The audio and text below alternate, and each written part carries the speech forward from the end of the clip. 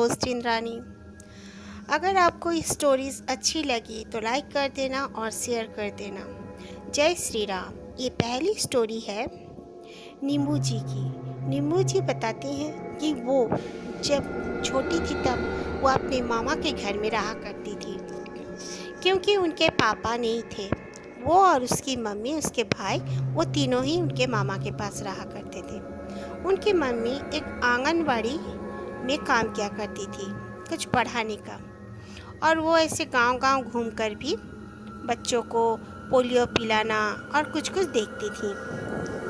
वो अपनी मम्मी का ही एक स्टोरी हमारे साथ शेयर कर रही है। एक बार की बात है, उनकी मम्मी को उसी तरह से जाना था दूसरे गांव के बच्चों को उनको सर्च करना था कि किसने पोलियो पिलाया है और किसने नहीं। उनकी मम्मी चली गई अपने 3 दोस्तों के साथ। वो लोग इधर उधर हो गए, बट गए कि तुम इधर जाओ, तुम उधर जाओ, चारों तरफ हो लिए। उनकी मम्मी एक साइकिल से जाती थी।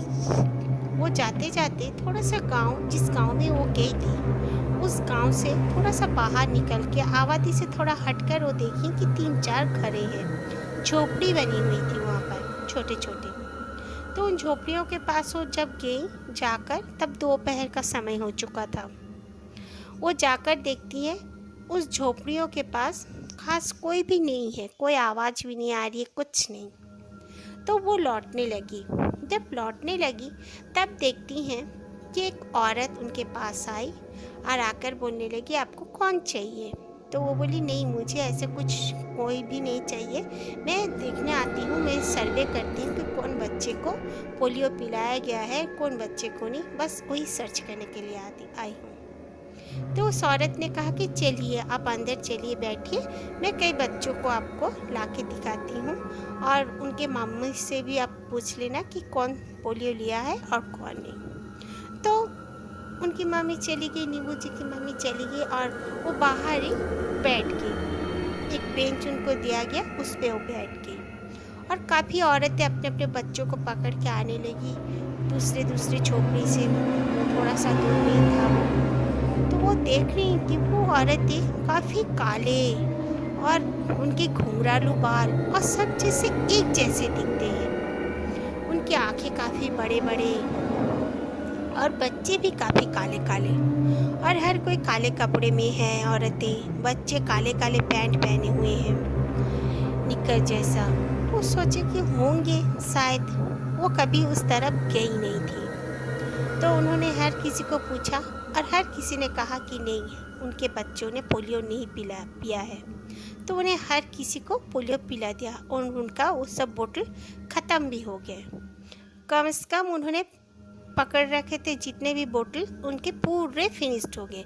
आते ही जा रहे थे बच्चे, आते ही जा रहे थे। फिर उन्होंने कहा कि और मेरे पास नहीं है, डोज फिनिश्ड हो गया है, मैं उनसे मांग कर फिर कल आ जाऊंगी। तो उन लोगों ने कहा ठीक है।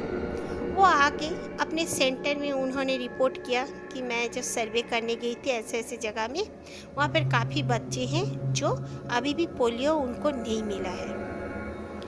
तो उनकी जो हेड थी, उन्होंने चेक किया, कहा कि उस तरफ तो सर्वे करने का हम लोग का कोई ऑर्डर ही नहीं है, कुछ लिखा ही नहीं गया है, फिर आप वहाँ पर कैसे सर्वे करने चलेंगे? वो जगह तो बिल्कुल खाली है, और वहाँ पे खेती बाड़ी सब कोई करते हैं, खेत है, फसल है, बाकी वहाँ पे कोई आदमी, मतलब कोई लोग तो नहीं रहते। तो उन्होंने कहा, मैंने अपने आंखों से देखा है, काफ़ी छोटे छोटे झोपड़ी हैं वहाँ पे, सामने 2-4 है, पीछे में और है, नीचे थोड़ा जाकर। तो वहाँ पर तो काफ़ी बच्चे मेरे पास आए, बारी बारी करके, ऐसे ऐसे बोतल ख़त्म भी हो गया। उन्होंने दिखाया, तो बोले ठीक है, चलो हम लोग कल चलते हैं। पर टोटल वो 12 औरतें वहाँ पर आई, एक आदमी भी उनके साथ गया था, उनका सर बोलते थे। उन्होंने जाकर देखा, ना वहाँ पर कोई झोपड़ी बनी हुई है, ना ही कुछ है। उन्होंने जो कहा था, बस फसल ही लहलहा रही थी, और बस एक ही रूम वहाँ पे काफ़ी बड़ा बना हुआ था। क्यों ना, वहाँ पे सब कोई अपना अपना इंस्ट्रूमेंट रखते थे, अपने अपने कुछ इक्विपमेंट्स रखा करते थे, क्योंकि वो ज़रूरत पड़ता था उनको हल करने में। ये देखकर तो वो बहुत घबरा गई, और अचानक से इस तरह वो जो देखी थी पहली दिन दोपहर के समय में, वो भी आज उनको वो सब कुछ नहीं देखने को मिला। वो सोच में पड़ गई कि ऐसे कैसे हो सकता है। अपने घर में मम्मी को आके जब उन्होंने कहा, यानी नींबू जी की नानी को, तब नींबू जी के नानी ने कहा कि हो सकता है वो कोई दूसरी दुनिया की औरतें हैं जो तुम्हें दिखी हैं। उसके बाद से वो बताती हैं कि उनकी मम्मी का लक जैसे चेंज हो गया, उनकी मम्मी का तरक्की हो गई। वो जो नौकरी करना चाहती थी, ये तो वो जस्ट ऐसी नौकरी कर रही थी, उनको गवर्नमेंट का जॉब नहीं हो पा रहा था, बार बार एग्ज़ाम देने के वजह से बाद भी उनका एज पार होने लगा था। गवर्नमेंट जॉब में जो एज मैक्सिमम रहता है उसमें पार होने लगा था।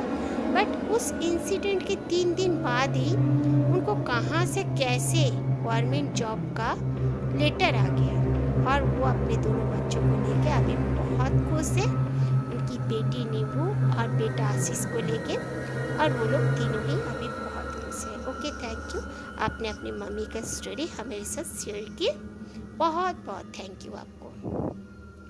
और ये सेकंड स्टोरी है राहुल जी की। राहुल जी कहते हैं उनके मामा, एक बार की बात है, वो अपने मामा की एक स्टोरी हमारे साथ शेयर करना चाहते हैं। उनके मामा जी एक बार अपने गांव से दूसरे गांव गए हुए थे साइकिल पर। अपने गांव से दूसरे गांव जाने के लिए कम से कम उनको 2 घंटे का रास्ता लगता था, और वो रास्ता काफ़ी सुनसान और अंधेरा होता है। उसके मामा चले गए, जाकर वो अपने दोस्तों से मिले, जो उनको काम था उस गांव में उन्होंने किया। उसके बाद वो लौटने लगे। तब तक शाम हो चुकी थी, ठंड का मौसम था, काफ़ी ठंडी पड़ गई थी। वो आ रहे थे, आते आते वो साइकिल पर ही आ रहे थे। आते आते उनको लगा कि उनके पीछे कोई चल रहा है। तब तक रोड भी नहीं बने थे, बस ऐसे ही कच्चे मिट्टी में ही रास्ता था, वहीं पे चल के वो आ रहे थे। ठंड का मौसम था, तो पीछे से जैसे कोई चल के बाकायदा उनके पास कौन सी जीव उनके पीछे पीछे जैसे उनको फॉलो करते हुए आ रहा है। तो उन्होंने पीछे मुड़ के देखा तो उनका गांव का ही एक आदमी जो दूध देने वाला ग्वाला था, वो उनके पीछे पीछे आ रहा है। तो वो बोला, अरे भाई तू है क्या, मैं नहीं जान पाया था, चल आ जा साइकिल में बैठ जा। तो उसने कुछ नहीं कहा, कह के उसके पीछे बैठ लिया। और फिर वो पूछे, तेरा साइकिल कहाँ है, तू तो रोज़ साइकिल में आता जाते रहता है, आज अचानक से पैदल का कैसे, और इतना लेट कैसे हो गया तुझे। वो काफ़ी अपना सवाल करते रहे, पर वो जो ग्वाला था वो उनके सवाल का जवाब देने का तो दूर, एक भी वर्ड उनके साथ नहीं बोला। काफ़ी दूर आ जाने के बाद उनका मामा जी देखते हैं कि वो धीरे धीरे उनकी साइकिल जैसे हैवी हो जा रही है। तब उन्होंने जब साइकिल को रोक के वहाँ से उतरे तो देखते हैं कि वो एक औरत है, वो भी कोई ऐसे खराब दिखने वाली नहीं, अच्छी खासी दिखने वाली औरत। उन्होंने तो जान गए कि ये क्या, ये तो ग्वाला था, अचानक से औरत बन गई। फिर उन्होंने उसे झटके से फेंक कर अपना साइकिल लेके चलने लगे। तो फिर उनके पीछे कभी बकरी दौड़ती है और बोलते बोलते दौड़ती है, तो कभी कुत्ता बोलकर दौड़ता है, कुत्ता अपना आवाज़ ले लेकर दौड़ता है, कभी बकरी दौड़ती है, तो कभी एक औरत दौड़ती है।